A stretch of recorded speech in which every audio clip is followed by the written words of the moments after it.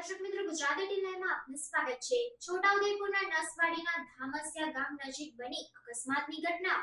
છોટાઉદેપુરના નસવાડીના ધામસિયા ગામ નજીક અકસ્માતની ઘટના બની। પાવાગઢ દર્શન કરી પરત ફરતા બે મિત્રોને અકસ્માત નડ્યો।